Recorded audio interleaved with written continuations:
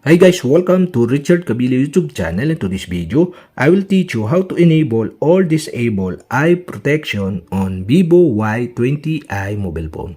And okay guys, but before we start, kindly subscribe to my YouTube channel by pressing the subscribe button and the bell to notify you if I have new videos. Okay guys, let's start. So okay guys, you'll have to do is go to setting in your ViVO Y20i mobile phone. In settings, okay, go to display and brightness. Here in display and brightness, okay, go to eye protection. And the eye protection is off. Okay, tap this. And okay guys, here in eye protection, you can see the eye protection here. And on the right side, you can see the switch button.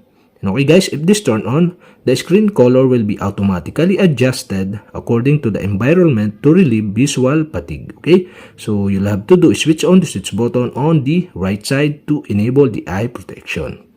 And okay guys, that's it. We have successfully enabled. And to disable again, you'll have to do is switch off the switch button on the right side. And okay guys, that's it. We have successfully enabled or disabled the eye protection on ViVO Y20i mobile phone. And okay guys, if you have a question, kindly comment below. And don't forget to hit the subscribe button and the bell to notify you if I have new videos. Okay guys, thank you for watching.